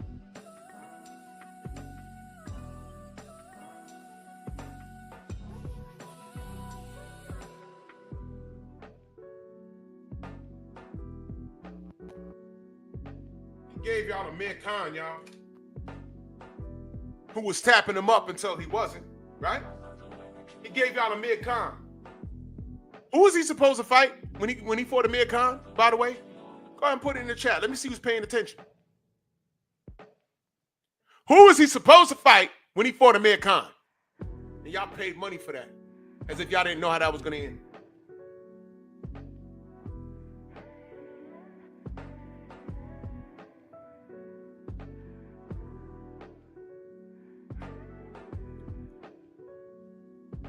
There you go. He's supposed to fight Mal Charlo. Mal Charlo. He gives you Amir Khan, and y'all, what? Never fought Boo Boo Andrade either. He told y'all, I'm done with the Triple G fight. It's out my system. I'm good. Went up and fought Bivol, lost, came back down to 68, then fought Triple G. I'm like, what happened? I'll never fight another Mexican again. when Benavidez was knocking on his door, damn near trying to kick the shit in. Excuse me, where's Jaime Munguia from? No, how about this? Boxing News 24, y'all not gonna write any articles about this dude being a walking, living contradiction? No! Because he has red hair and he's pale. That's what this is. But every little thing that Floyd Mayweather has ever said, that Andre Waters ever said, that Devin Haney's ever said, that Deontay Wilder's ever said, that Bud is saying, they will pick it apart, every nook and cranny. Really look at Canelo's resume. Because in between that, there's certain things that he was supposed to do that he never did. You want to give him credit for that KK Kovalev fight? Are you sure? Are you sure?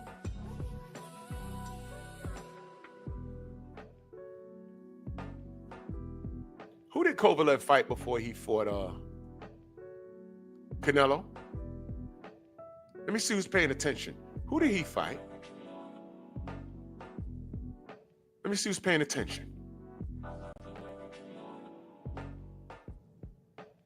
I'll give you a hint. It's a black guy out of the UK. Huh? Who's paying attention? Who's paying attention?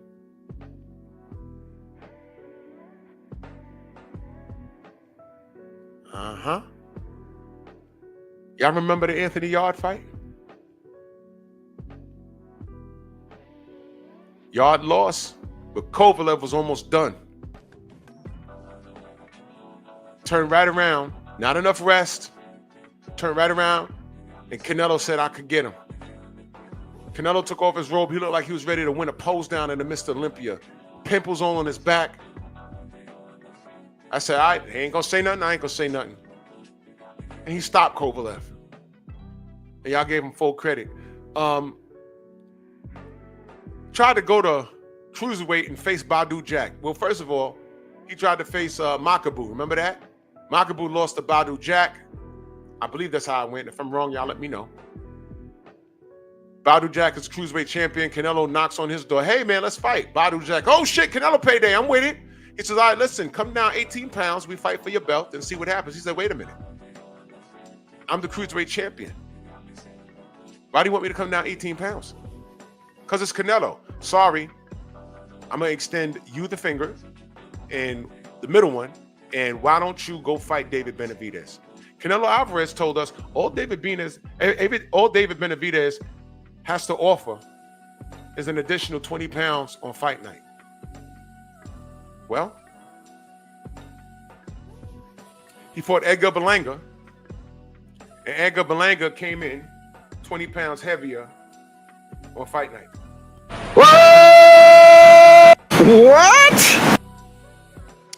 David Benavidez says, I'm not going to stump my career waiting on this dude. I'm going to go up to 175. He went up to 175 and fought Bostic. And he came in 5 pounds lighter than Edgar Berlanga did on fight night versus Canelo. Where are the articles on that? Where are the articles on that? I said he came in heavier than fucking David Benavidez. The boy don't want no smoke with him.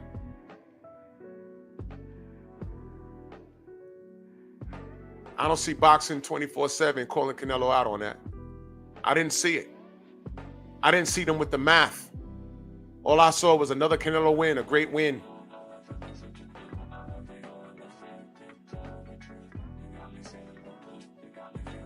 And you want me to keep it fair and, oh, yo, at least we just asked you to be honest about Bud. I am being honest. I think he's going to beat the shit out of Canelo. And y'all going to be mad. I think he's going to go up to 168. And if Canelo gets past William Skull, he's going to be undisputed at 168. And then he said he'll go back down to 154 and clean up there too. And you know what? The fact that that's in his mind is everything that I want from a fighter today. Because I don't see anybody else trying to do that outside of Devin. You're giving Devin ridicule. Y'all giving Bud ridicule what? He's not flashy enough? He's not my nigga, my nigga, my nigga, my nigga, my nigga all over social media enough? What?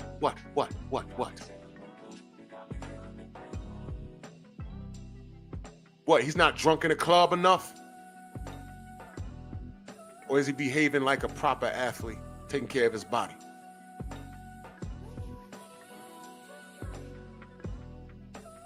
You know what our brother Errol said? There was one thing he could change.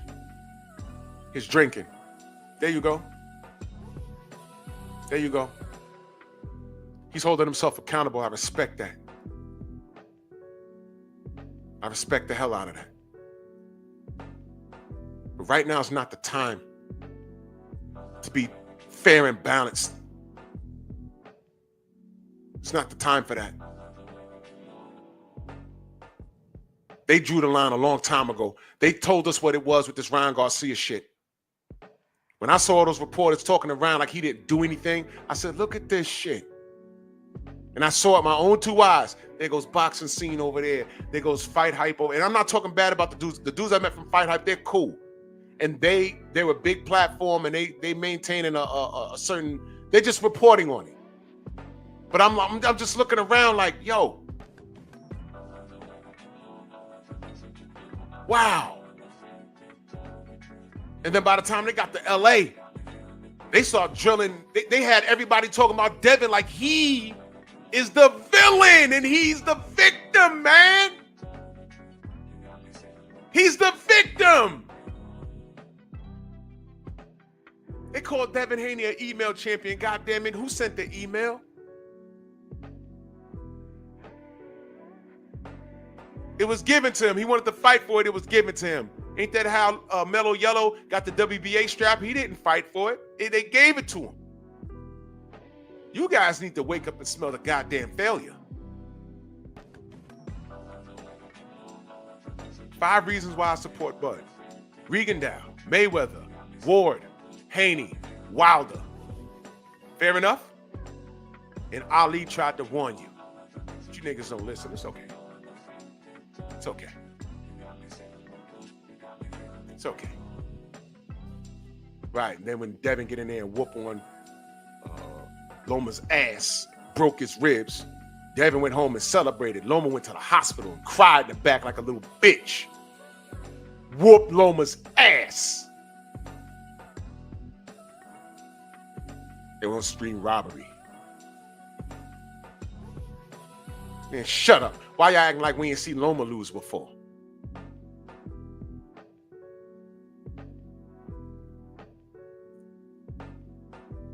You niggas are amazing. You niggas are amazing. This ain't the channel for you niggas. I won't tolerate any Bud hate, any Deontay hate, any Haney hate. Not going to tolerate it. If you have a question and you're confused about something, I may or may not answer it. Because there's more than enough information out here for you to get your questions answered. The thing is, y'all are lazy. Back in my day, because I'm almost 50 years old, I literally had to go to the library and read and spend time in there researching. Y'all got $1,800 cell phones. Go to Google. Go to reputable websites. Get information. Compare it. And then watch what's actually done. That's Coach Hudson. That's Coach Hudson. Man, salute, brother. You throw my brother a wrench. Salute, Coach. I can't wait for you to start doing content, brother. I'm there.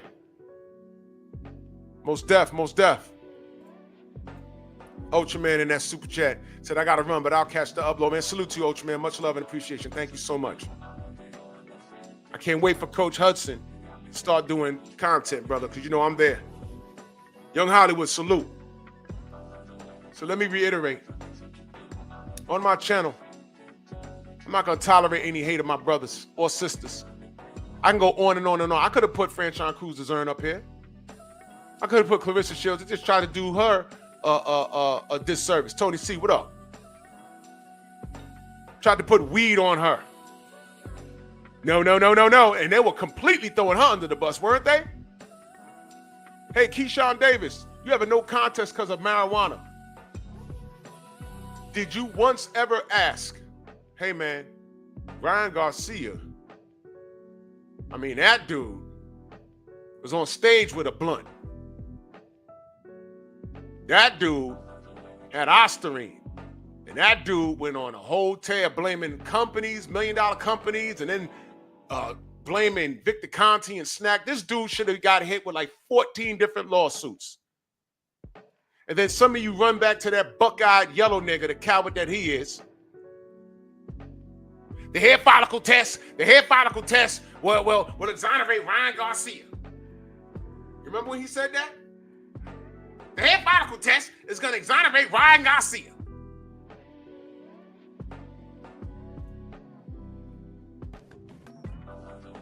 Press 1 if you stole it. The hair follicle test is going to exonerate Ryan Garcia. Why y'all acting so moist? Y'all acting so moist. Press 1 if you stole it. Press 1 if you stole it. Press 1 if you stole it. Ooh.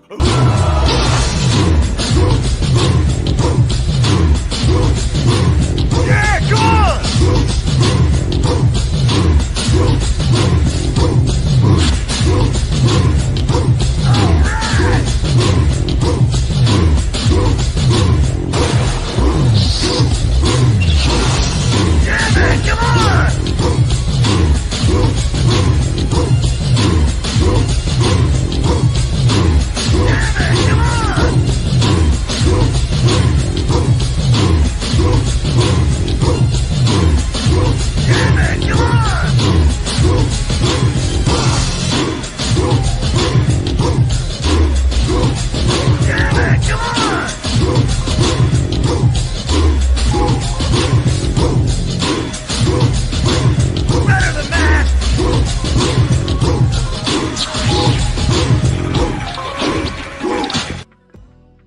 Goddamn monkeys.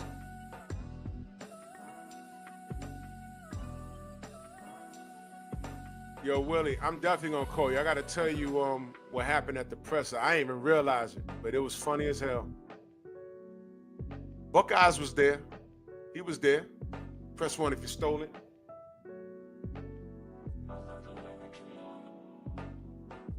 He don't believe shit. Nicholas Asbury went to Fury's camp and was getting his ass whooped and was like, what's wrong with this dude's punches? Check the gloves. The video's on YouTube. Check the goddamn gloves, and there was no goddamn padding in the gloves. And he said there was egg weights in the goddamn thing. We wonder why Deontay Wilder's head got fractured.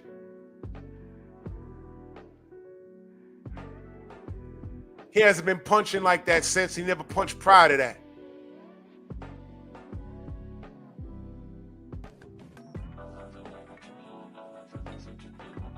The real Tyson Fury was 3 times you see him fighting in Saudi. He got his ass whooped by Francis Ngannou, which was confusing the most, but not to me. I said, yeah, he's not on drugs. And lost twice to Usyk. I said, yeah, he's not on drugs.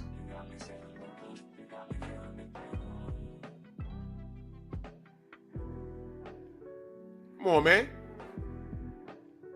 And none of y'all see this shit, right?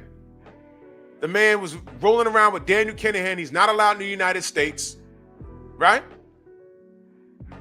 ESPN has never said a word. MTK Global vanished. And y'all don't know shit, right? I support Bud Crawford. He's gonna whoop Canelo's ass. Bottom line. Y'all drag Devin, y'all drag Deontay, y'all shit on Ward, y'all shit on Floyd, who were active at the same time and received equal amount of hate, and both of those dudes were 2 different people. And Paul Guillermo Rigondeaux, his crime was beating Nonito Donaire in a fair one, and he's black and Cuban. And you can't market that anywhere.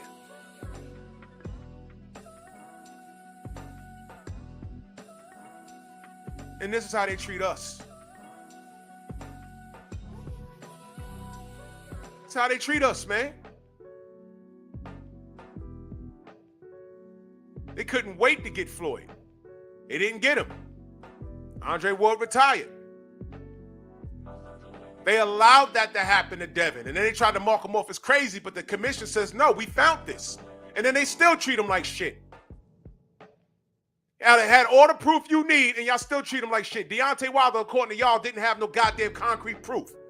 Y'all treat him like shit. Devin Haney had all the proof, and y'all still treat him like shit. I won't tolerate any Bud Crawford hate on my page. How about that? I've had my issues with how he ran his business. All I wanted with him to do was to fight Errol. He did that. He beat Errol convincingly. End of. If the man says I can go to 168 and beat Canelo, I believe him. Because Canelo's not that special, y'all. Stop it. He's celebrated. Just because you're celebrated don't mean you're special. Arturo Gatti was celebrated, but he was a walking ass whooping. Deontay Wilder was special. Still is special.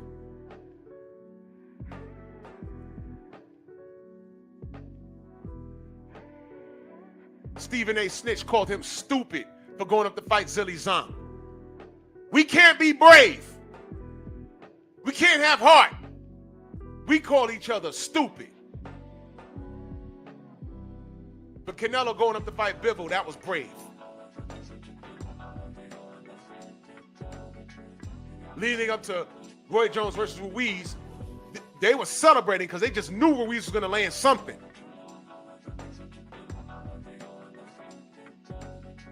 Devin Haney's the drug-free American fighter, always looking to fight the best. And look at how they treated him. Poor Guillermo Rigondeaux is Cuban and he's black, and look what they did to him. They done swept him under the rug like you don't even hear no one talk about him anymore. And that man's a genius in the ring. And what did they do? They called him boring until he started landing on their ass. But if you're not bouncing around in a rap video like Floyd Mayweather was doing, becoming a human walking spectacle, the attention you get is hate. But hate is love to him. Now they're trying to tell Devin, man, accept being a villain, just be the villain. No, fuck that. Why is that always the cards we got to be dealt?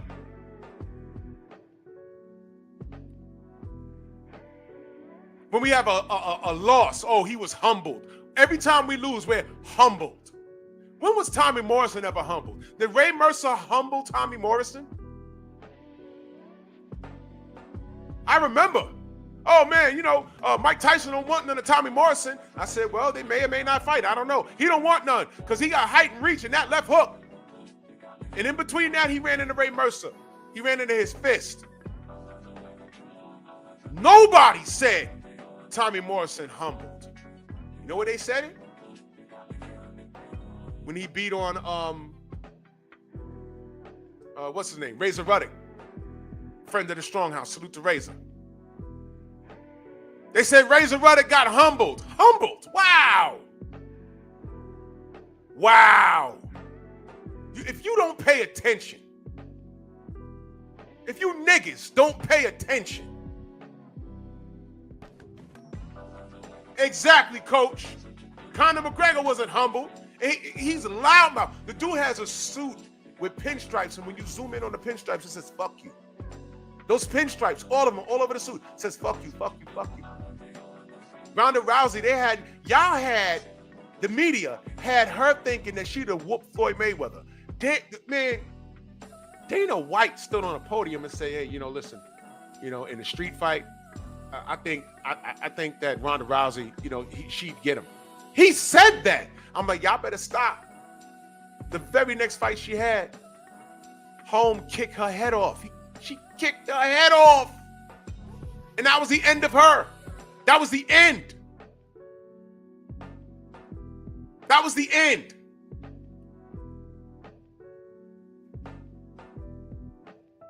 Holmes kicked her head off, and that was the end of her. She didn't do shit past that. She lost again.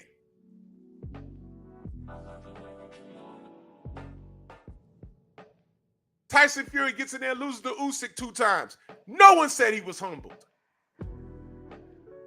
But he come over here coked up, looking like he stink with a blazer on and no shirt on, with the hairy-ass gorilla chest. Oh, he's the heavyweight champion. I guess he could do what he wants. No, he can't. Larry Holmes was your heavyweight champion. How'd you treat him? Deontay Wilder was your heavyweight champion. How'd you treat him?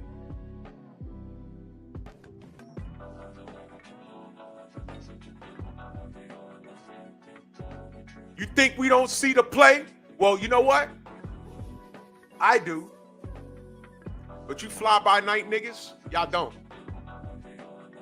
When I say this is bigger than boxing, boxing is a direct reflection of life. And your black ass, as soon as you think you're about to do something good, they will snatch that shit from underneath you. And I dare you to say, oh man, you know, it's not as racist as it used to be. Things are different now. You go ahead and believe that. It's called organized confusion. They'll let you believe that. These people are demonic. These people are demonic. They are. And the resistance that we get is from our own. And it's a sad state of affairs. All my troubles come more nigga. Yeah, it makes me mad. Why you niggas are so against somebody for you? How much longer do you think your mom Makes me so mad. Long enough to beat your ass if you fuck up. That's right. You might not get out of the stable tonight. You gotta be cool because you've been watched. Ali was a real one. Deontay Wilder's a real one. Devin Haney's a real one. Bud Crawford's a real one.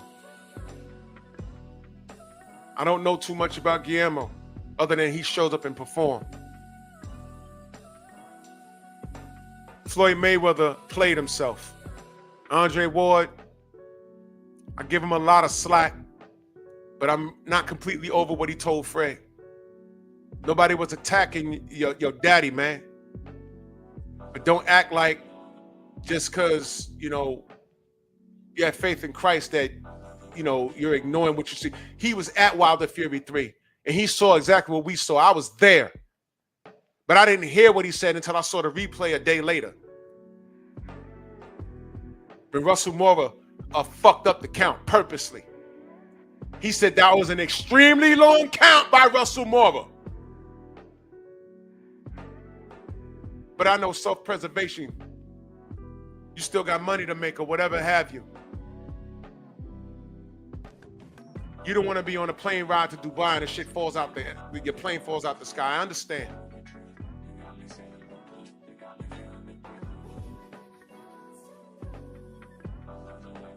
So when I see all you fly-by-night niggas, you can't come to my chat half-assing it.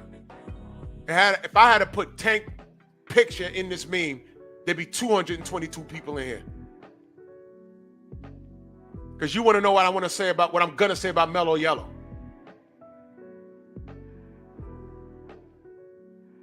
Because that's the extent of your boxing knowledge, that little nigga. Yeah, this little nigga.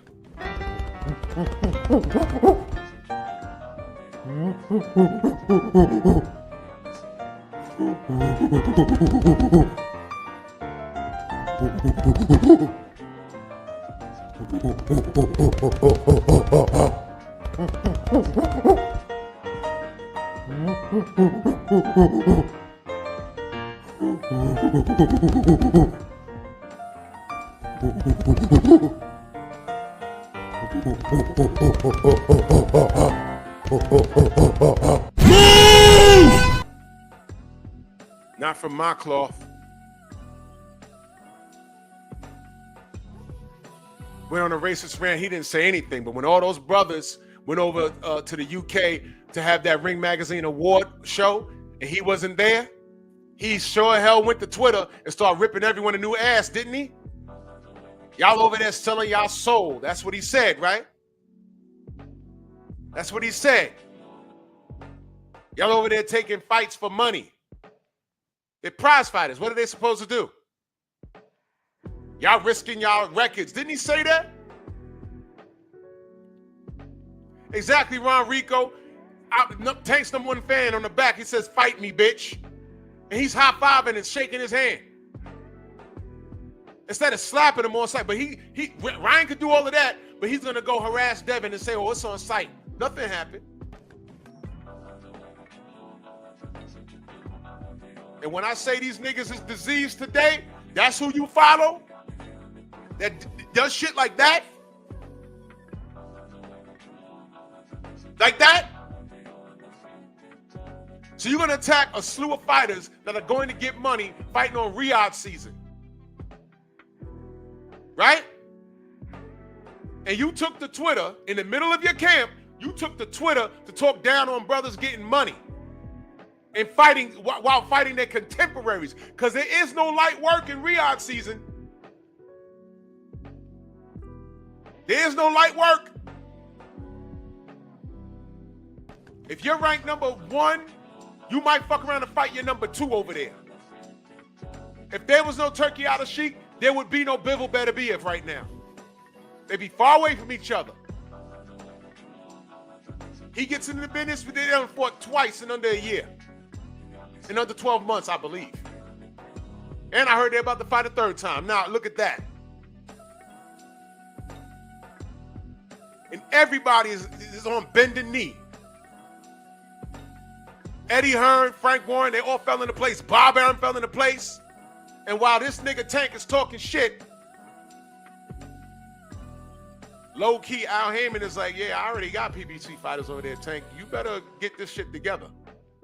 Because I'm almost out the business. Remember when Tank said, yo, me and Al, we out at the end of this year? Okay, dude. You might want to leave. Because if you don't get this Lamont Roach thing together, you might want to leave. And by the way, you remember that list that he talked about? I didn't know Lamont Roach was on that list, but let me ask you a question. Was Jake Paul on that list? He's giving you Jake Paul. You cats have lost it. So why do I root for Devin Haney over Tank Davis? It's obvious. It's obvious. So now everybody's getting busy. Keyshawn Davis is getting busy. He's trying to get busy. Everybody's working. And Tank has to get it right with wait, hold on, someone's calling me. Frank, he has to get it right with Roach. He has to get right with Roach. And then he's still gonna give you Jake Paul. That's your king? All right, fine. You're not the type of supporter of boxing that is welcome on my channel. There are places for you to go. Go there. I ain't gonna say no names because niggas are getting their feelings. But there's an abundance of places that are pro-Tank where you can go and sit down and put in your earbuds and cut on your computer and just rock out. Go. Because this ain't it. Because everything I spoke about this morning in reference to the men on this page, Tank don't identify with. And that's okay. Just stay away from me, nigga. Salute to everybody in the Venmo, the Zelda, Cash App, the Super Chat. I gotta bust this move. Go subscribe to my Patreon. I appreciate the support. For more unedited content, follow me on Patreon, Drew Titan, LLC.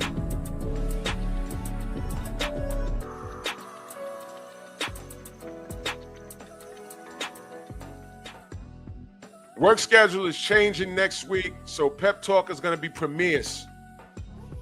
I won't be able to do Pep Talk lives for a while, so they're going to be premieres, at least 2 to 3 days a week. But go to the, I got some work unedited because a lot of the things that I want to talk about, I can't say on YouTube because YouTube is ran by a bunch of broken wrist, purple-haired soy boys with that rainbow flag over their futon while they're spooning with their significant others of the same sex. So salute to everybody in the Venmo, Zelda, Cash App, Super Chat. And I know y'all mad. It's all right, man. Bronx on deck. Move! Why are you gay? Who says I'm gay? You are gay.